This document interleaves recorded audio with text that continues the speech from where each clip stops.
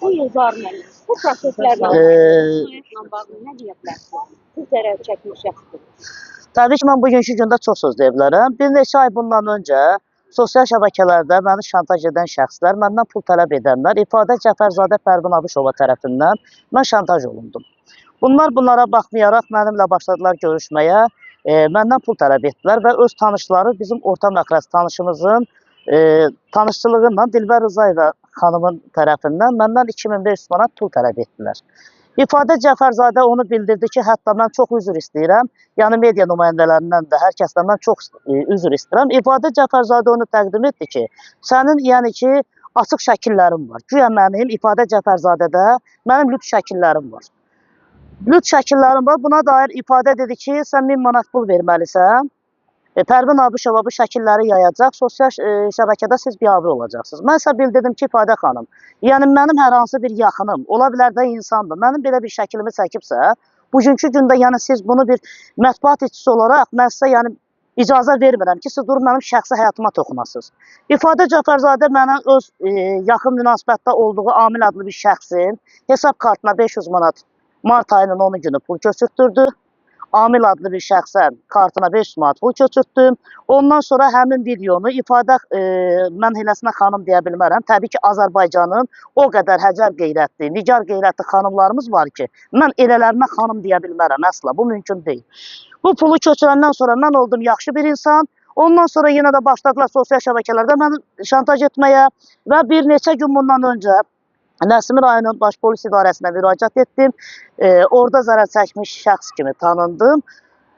İfadənin dünən baxıram ki, anası və bacısı qızı mənə zəng edərək mənə hədə qorxu gəlir. Hətta ifadənin yaşlı başlı bir anası başlayır deməyə ki, sən bilirsən də ifadə kimdir? Deyirəm, ay ana, ifadə hər kimdir, nəçidir, özü üçün. İfadə bugünkü gündə hər kimdirsə, ifadənin bir şəxsi həyatı var. Əgər şəxsi həyata gündəmə gətirirsə, gəlin birinci ifadənin şəxsi həyatından danışın. İfadənin anası bugün mənə yaşlı, bilmirəm 70 yaşı var, 80 yaşı var. İfadənin anası bugün mənə hədə qorxu gəlir. Mən belə görürəm ki, bizim həyatımız artıq təhlükədədir. İfadə özünü mətbuatda sanki bir insan kimi göstərdi ki, mətbuatda bir dənə kraliça var, o da ifadədir. İfadə, sən mətbuatda özünü kraliça kimi göstərə bilməzsən. Sənin bugün ali təhsil olmayan bir insansın.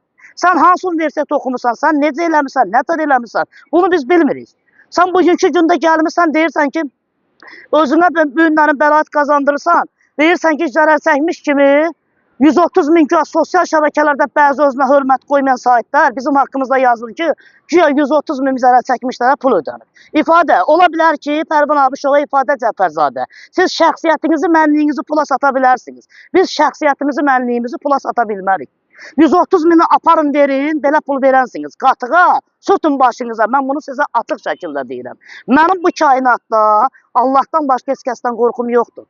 Biz təbii ki, demokratik ölkədə yaşayırıq, hüquqi dövlətdə yaşayırıq. Amma bugünkü gündə bir neçə gün bundan qabaq 48 saat bunlar saxlanıldı, ondan sonra çölə çıxdılar. Yaxşı, bunlar çölə çıxdılar, bunlar 48 saat saxlandılar, bunlar çıxdılar çölə. Çölə çıxandan sonra mən gedirəm Nəsimi rayonu məhkəməsinin qarşısından keçirəm, mənim qarşıma baxır, dişin ağardır, gülür. Nəyə gülürsən, yaxşısan? Necə polis nəzarət altındadır bunlar?